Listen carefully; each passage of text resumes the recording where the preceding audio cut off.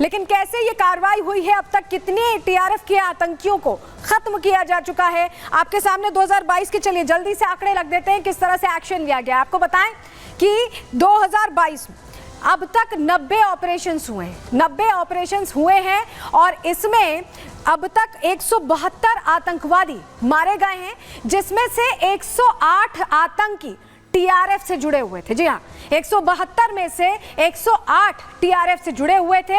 100 आतंकी यहाँ पर आतंकवादी, आपको बताएं 74 आतंकवादी ऐसे रहे हैं, समूहों का हिस्सा रहे हैं और इनकी भर्तियां टीआरएफ के लिए हुई। 100 आतंकवादी भर्ती हुए, इनमें से 74 टीआरएफ में भर्ती किए गए। यहाँ जानी जिस तरह से जम्मू कश्मीर की पुलिस लगातार यहाँ पर कोशिश कर रही है इन पर नकेल कसने की, ये जो लश्कर के सहयोगी हैं टीआरएफ के, ये कोशिश कर रहे हैं अपना कुनबा बढ़ाने की, लेकिन एक्शन लगातार जम्मू कश्मीर पुलिस की तरफ से लिया जा रहा है। 2022 के आंकड़े हमने आपको बता दिए, लेकिन इन सब के बीच ये जो घटना हुई है इससे गुस्सा है देश में। देश कह रहा है कि बदला चाहिए, लेकिन इस बीच फारूक अब्दुल्ला फिर से नहीं सुधरे, फिर से कह रहे हैं कि बात तभी तो होगी जब घटनाएं खत्म होंगी। अभी भी बातचीत की पैरवी करते दिखाई दे रहे हैं फारूक अब्दुल्ला, सुनिए जरा।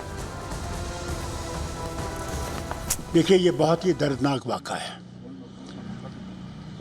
कई गरीब मजदूर जो अपनी कमाई के लिए यहाँ आते हैं और फिर ख़ानदान के लिए भी कुछ पैसा भेजते हैं, उन बेचारों को इन दरिंदों ने कल शहीद कर दिया। क्या वो समझते हैं इससे यहाँ पाकिस्तान बनेगा? आज कई सालों से हम ये देख रहे हैं कि वो आ रहे हैं वहाँ से और हम कोशिश कर रहे हैं कि ये मामला ख़त्म हो और हम लोग आगे बढ़ें, हम लोग मुश्किलों से निकल सकें। मैं पाकिस्तान के हुक्मरानों से ये कहना चाहता हूँ, अगर वो सचमुच हिंदुस्तान से दोस्ती चाहते हैं तो फिर ये बंद कीजिए। कश्मीर पाकिस्तान नहीं बनेगा। बातचीत कैसे होगी? आप हमारे बेगुनाहों को मार डालें और फिर कहें बातचीत करो, कैसे बातचीत होगी? पहले ये मारना तो बंद करो, और बेगुनाहों को मार रहे हो। अब्दुल्ला ने ये कहा कि बेगुनाहों को मारना बंद करो तब बातचीत होगी, लेकिन स्थानीय लोग इस पूरी घटना से बहुत आक्रोशित हैं। उनके अंदर गुस्सा है, वो समझ नहीं पा रहे हैं कि आखिर बार बार इस तरह की घटना क्यों हो रही है। सुनिए क्या कुछ उनका कहना है, उनसे भी हमने बातचीत की है।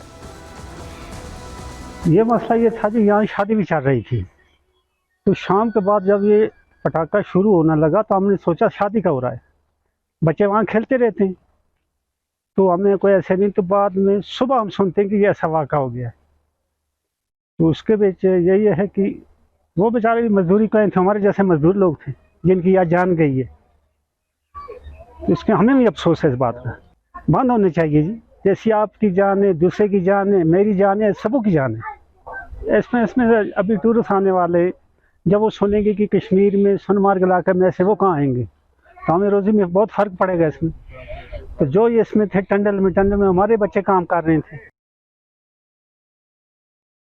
सुना आपने, स्थानीय निवासी भी ये कह रहे हैं कि वो कैसे आएंगे, लोग कैसे आएंगे यहाँ पर अगर इस तरह की घटनाएं होती रहेंगी? काम कैसे होंगे, विकास कैसे होगा, रोजगार कैसे मिलेगा? ये सवाल है और ये सवाल हर स्थानीय के मन में है, क्योंकि डर फैलाने की साजिश रची जा रही है। चलिए अब आपको बता देते हैं, ये जो आतंकी हैं, इनके निशाने पर, इनके रडार पर कौन कौन है? गैर मुस्लिम लोग खासतौर पर रडार पर है, बाहरी मजदूर जो यहाँ काम करने के लिए आते हैं, रोजगार की तलाश में आते हैं और ये सोच कर आते हैं कि वो अपने देश में विकास की जो नींव है वो गढ़ रहे हैं। लेकिन ये आतंकी ये पसंद नहीं करते कि इस तरह से बाहरी लोग आकर काम करें। कश्मीरी पंडित जिन्हें पहले निकाल दिया गया था और अब जब 370 हट चुका है, कश्मीर बदल चुका है, तो कश्मीरी पंडित वापस लौट रहे हैं। ये भी आतंकिस्तान के इन आतंकियों को पसंद नहीं आ रहा। जम्मू कश्मीर पुलिस भी इनके निशाने पर है, क्योंकि पूरी तरह से मुस्तैद रहती है, सुरक्षा की जिम्मेदारी लिए हुए। सेना और अधिकारी भी इनके निशाने पर हैं, क्योंकि जिस तरह से जम्मू कश्मीर की तस्वीर बदली है उसमें सेना, पुलिस और अधिकारियों का बहुत बड़ा हाथ है। उसको लेकर इनके अंदर बहुत एक तरह का गुस्सा है, क्योंकि ये बदलती तस्वीर तो बर्दाश्त ही नहीं कर पा रहे। लेकिन आपको बताएं, अभी आनंद जैन, एडीजे जम्मू कश्मीर से हमने ये समझने की कोशिश की कि अभी हालात कैसे हैं और सुरक्षा को कैसे सुनिश्चित कैसे की जा रही है। इस पर हम आपको इसका रिएक्शन हम सुनाएंगे। आनंद जैन साहब क्या कह रहे हैं सुनाएंगे, लेकिन उमर अब्दुल्ला इस वक्त कुछ कह रहे हैं, जम्मू कश्मीर के मुख्यमंत्री, पहले उनको सुन लेते हैं। जो जम्मू कश्मीर के लिए मिलेगा वो पुरअमन एक माहौल में मिलेगा। और जाहिर सी बात है इस हमले के पीछे वजह यह है कि वो दिखाना चाहते हैं कि जम्मू कश्मीर में हालात अभी पूरी तरह से साजगार नहीं हैं। अब इंतज़ामिया को, खासकर पुलिस और सिक्योरिटी फोर्सेस को और ज़्यादा जो है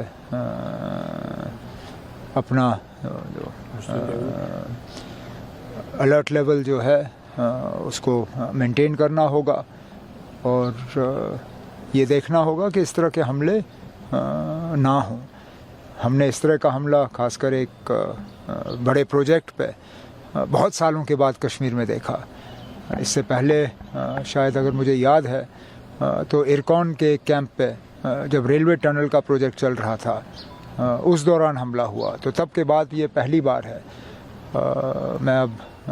मैंने आज सुबह भी डीजी साहब से बात की और कहा कि उनको मशवरा देना चाहिए तमाम उन बड़े प्रोजेक्ट्स को कि वो सिक्योरिटी लाइटली ना लें, जितना वो खुद कर सकते हैं वो करें और उसके बाद जो गैप्स हैं वो सिक्योरिटी फोर्सेस को फिल करने होंगे। तो सब कल ही आपने जो कहा था कि जो पेस चल रहा है इसको मजीद बेहतर करने की ज़रूरत है, तो हम कह सकते हैं जो उमर अब्दुल्ला को आप सुन रहे थे, जो इससे थोड़ी देर पहले घायलों से मुलाकात करने पहुंचे थे। वो तस्वीर भी हमने आपको दिखाई और अब कह रहे हैं कि ये जो विकास का प्रोजेक्ट पर है, इस पर इस तरह का हमला बहुत वक्त बाद हो रहा है, ये विकास पसंद नहीं आ रहा है। ये उमर अब्दुल्ला को भी महसूस हो रहा है। लेकिन एडीजी जम्मू कश्मीर पुलिस क्या कह रहे हैं, कैसे अब और सुरक्षा यहाँ मुहैया कराई जाएगी, मुस्तैदी रखी जाएगी, उनको सुन लीजिए पहले। पुलिस को एक बड़ी कामयाबी मिली, 2 आतंकी गिरफ्तार हुए हैं पुंछ से, क्या डिटेल साझा कर पाएंगे? इसमें विगत वर्ष में और इस वर्ष भी हमने देखा कि पुंछ के ज़िले में कुछ ग्रेनेड लॉबिंग के हादसे हुए थे। वो ग्रेनेड लॉबिंग के हादसे मुख्तलिफ़ जगहों पे हुए, जैसे कि गुरुद्वारे पर भी फेंका गया, उसमें आर्मी कैंप पे फेंका गया, हॉस्पिटल पे फेंके गए, मंदिर पे फेंके गए। तो वहाँ के एक सौहार्द को ख़राब करने की बड़ी कोशिश की गई थी। तो इसके इन्वेस्टिगेशन के मद्देनज़र जो हमने कार्रवाई की सभी सिक्योरिटी फोर्स से मिलकर, उसमें कामयाबी हमें मिली है। हमने 2 आतंकवादी गिरफ्तार किए हैं जिन्होंने ये सारी वारदातों को अंजाम दिया है, जो कि जम्मू कश्मीर गजनवी फोर्स से संबंधित थे। आतंकी हमला गांदरबल में हुआ है, लेकिन पूरा देश हैरान है और सदमे में है, क्योंकि 7 जाने जो गई हैं उनकी दीपावली त्योहारों से ऐन पहले खराब हो गई है। उनके लिए ये मुश्किल घड़ी है और पूरा देश उनके साथ मजबूती के साथ खड़ा है। रिपोर्ट आपको दिखा रहे हैं।